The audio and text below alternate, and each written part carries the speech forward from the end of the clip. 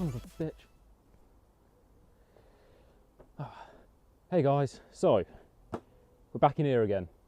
Some of the keen observers of you might actually notice this isn't the same gazebo. If you're on my Instagram, you'll know what happened. The old one, a slight gust of wind, the whole thing fucking went. So I had to buy a new one. This one's actually better, apart from this dickhead here, because it is exactly fucking head height for me. But I'll get used to it. So a few things have happened behind the camera, just because, well, I didn't need to record it. They were simple jobs. Well, one of them wasn't. But obviously the rear sets are on. I finished that off the other day. I don't know if you can see. Yep, you can. This mirror is back. 2 new mirrors. Already did the levers in a video. And also, that's new. I did actually record that, but the rain was so bad you couldn't fucking hear a word I was saying. But yeah, I've got rid of the pillion seat because I never took pillions on this bike anyway. And I've replaced it with a carbon fibre rear cowl from Tiger Performance. And so what, looking at their products, fuck me, they're good. They're not cheap. They're really not cheap. But that's what you get for carbon fibre shit. I think I'm actually going to end up buying some more off them as well, because now I've got that piece of carbon fibre, I need more. I need a lot more. I've seen a few things on the website which I keep looking at going, if I have the money, I'm fucking getting that. But yeah, because the mirrors, the indicators obviously are on the mirrors. So because of the mirrors, the indicators, the rear sets, and I've bodged up my number plate, the bike is now on the road, and I have actually been using it to get to work and back. I got it back on the road on Friday just gone, and the first ride I did, I didn't record it. Simply because it was a reset. Well, it's what I call a factory reset. You know when you reboot a computer to the last time it worked? I did that. Whenever I have a crash, that makes it sound like I have a lot of crashes, doesn't it? But yeah, whenever I crash or come off the bike, as soon as I'm able to, the first time I'm back on the bike, I go out and I redo the journey. So when I crashed, I was on the way home from work, got to the A1 roundabout, and that pretty much ended my journey there. So on Friday, I went out, I rode to work carefully, didn't go in, I just rode past it and carried on and took the exact same route as I did when I crashed. But doing that, I actually got to that corner, made it round there and made it home. I continued the journey. So it's like a mental reset thing. But I'll tell you what though, that crash did affect me. I've lost confidence.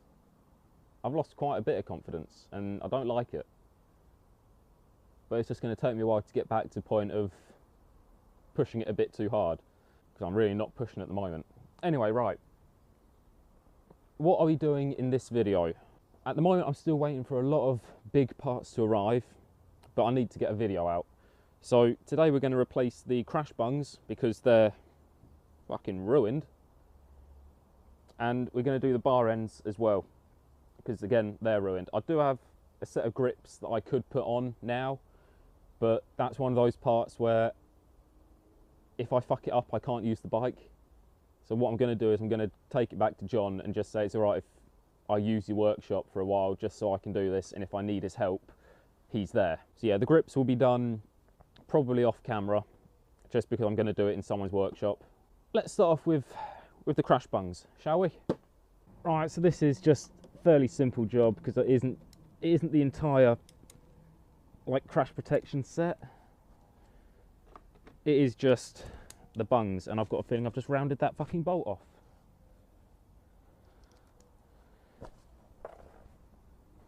Oh damn.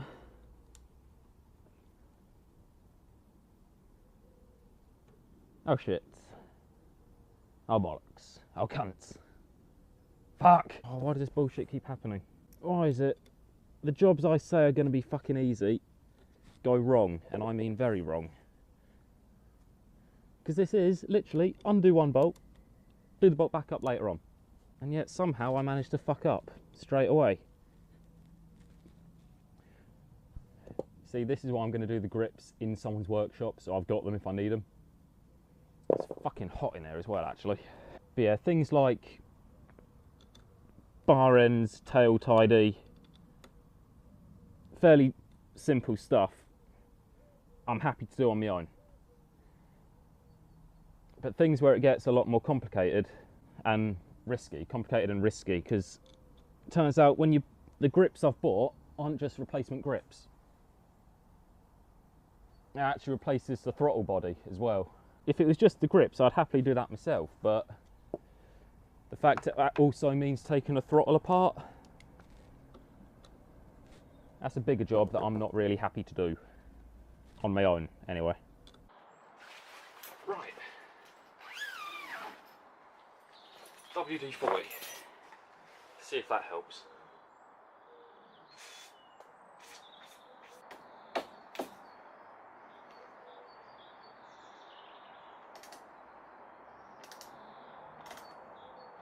Here it comes.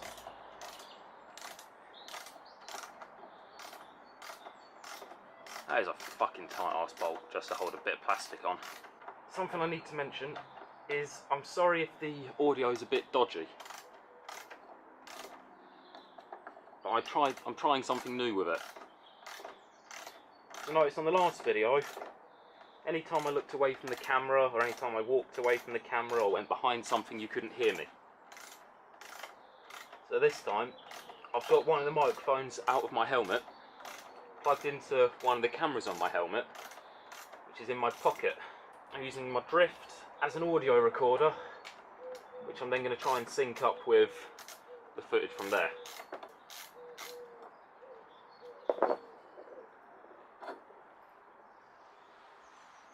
Yeah, that did take a bit of a pounding. Okay, that's the new one. That's the old one. There's quite a bit missing off that.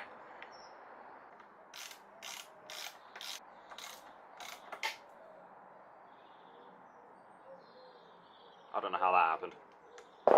So yeah, this video is going to be probably fairly short and very boring.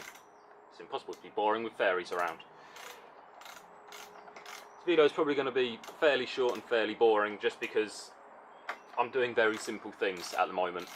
But later today I should have some more things arriving, which mean I can actually do some more stuff.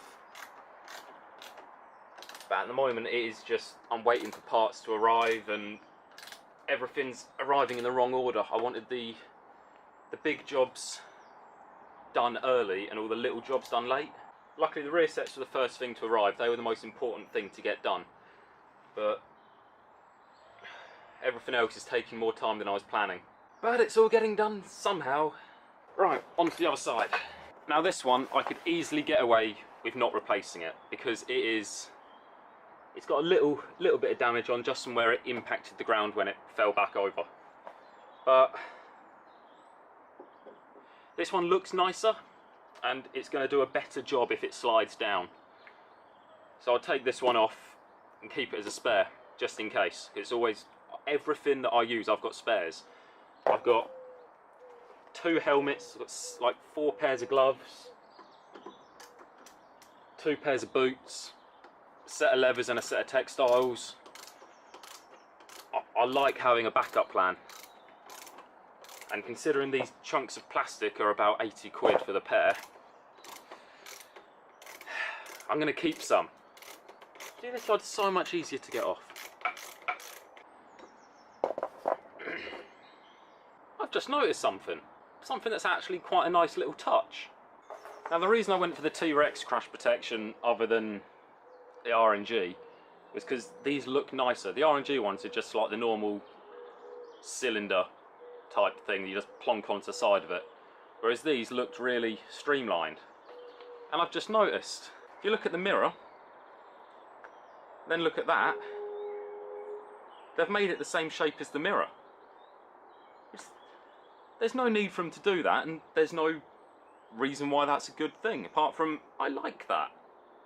That's just putting a little bit of thought into it, just making it that little bit better. Of course, the other reason I went for T-Rex rather than an R&G is price. All the crash protection I've got, apart from obviously these bits of plastic, they were second hand. And they'd never touched the ground. They were 100% like mint condition. The R&G ones were like, I was looking at £300 to £500 for the full kit. Oh, I'm cross-threading that badly.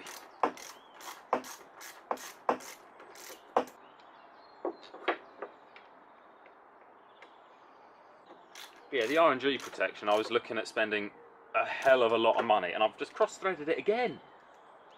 How? How am I cross-threading it that fucking much? Just because it's naturally cross-threaded. Where to put my WD-40?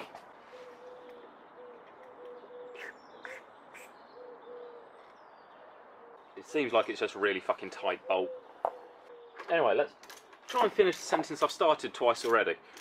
R&G was ridiculously expensive, and I couldn't find second-hand ones that weren't damaged. Whereas T-Rex, luckily, in one of my bike clubs, someone put up there that they were selling a set of crash protection, like the crash bungs, the engine sliders, or the case covers and everything, for half the price that I'd be looking at for the cheapest R&G stuff. They were like 150 quid. And the amazing thing is they were for the Duke 390, which uses the same frame and same engine as this bike. So it worked out that I can fit them straight onto here without a problem. So that's why I got the T-Rex ones, because they were just more convenient, I suppose. Honestly, I'd preferred R&G. I do like R&G. But I'm not made of money. Right, that's on. Tell you what, I fucking love these things now. Now I've had that crash and I realise how much damage these take. Every bike I get will have some fucking crash protection on. Think about it, if I didn't have the crash protection, my fucking fairings would have gone, my exhaust would have gone, and so much more damage. Right, next up is bar ends. Right, I'm going to need to clean that out, because that is just got shit all in it from the side of the road. Right, and I think the easiest way to clean this out is just going to be get a small Allen key and just rub it around the inside, because I can't fit a fucking proper Allen key in there. Right, that might do it.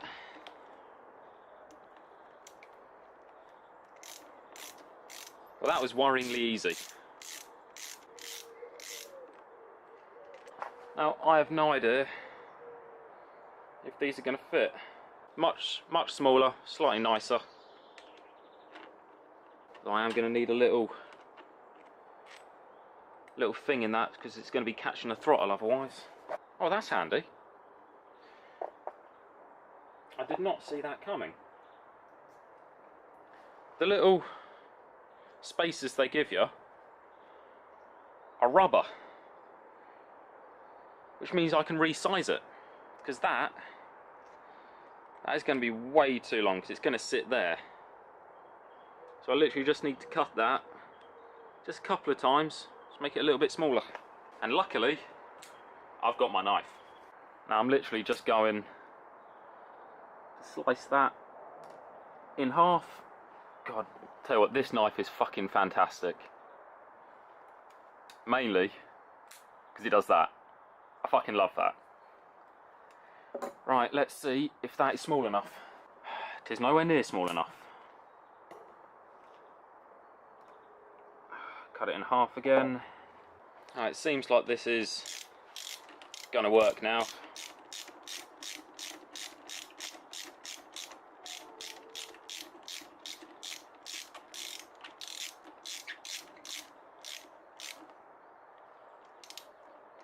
No, it's too small, because that's going to be catching the throttle the whole time. Right, I've used a slightly fatter piece as well, just so, because then the fatter it is, the harder it will be to compress, because it's slightly tougher. So let's see if that one does the job. What's the betting I've done this one too big?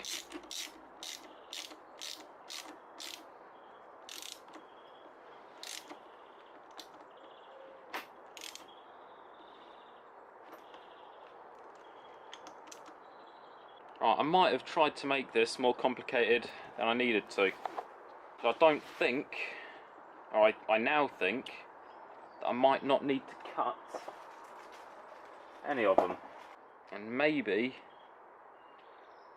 this is so fucking long. I mean, look at that. But maybe they're designed to compress a lot. I doubt it, but it's worth a shot. Maybe it'll fit. That is not gonna fit, no way. Problem is, giving you rubber ones, if they were plastic, they just gave you different sizes, that would be fine. But the fact they give you different sized rubber ones makes it fucking hard. Oh yeah, it's just an easy job. Fairly quick, I mean, it's only an easy job. I was wrong, again. Okay, this is officially doing my head in. Problem is, it will go tighter. But I can't have it going tighter. I just had an idea. I had a fucking light bulb. Yes, I was right. On the old bar end, it's got that little lip there, which gives it just enough space to slot in and still give the throttle some play. Now this little this little nut is the same size, which means if I just fucking whack the nut straight on here, that'll give it the space. So now in theory, that should give it enough room.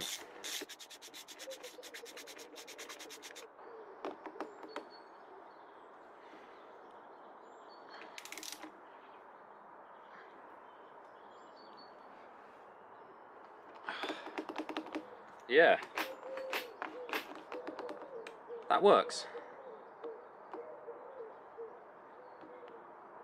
Right, other side, same thing.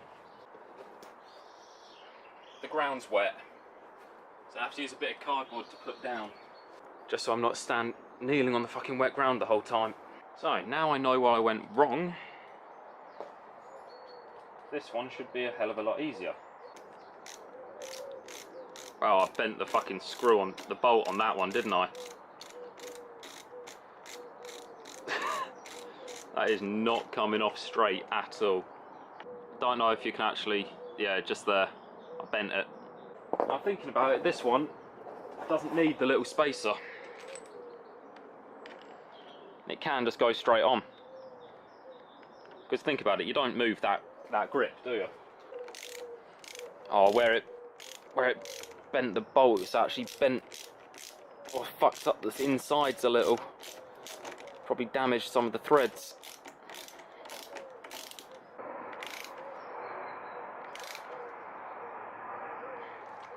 There we go, bar and done. They're made by the same people as the levers, and I still don't know how to pronounce that word. Can someone please tell me how you pronounce that? But yeah, they look carbon fibre, but it's like a fake carbon fibre look. And it appears that I've gone for something different this time. Because on the last time I had a lot of colour on the front of the bike. I had the silver bar ends, the orange levers. This time apparently I've just gone for black. Let's just make it black. Just black. Right, I think that's all we're going to do today. Well, in this episode. I should be doing more today, but if I do everything in one video, it's going to be like a 4-hour video, and are you going to watch that? But right, I'm going to go and wait for a load more parts to arrive. In fact, to be honest, the weather's fairly decent out here.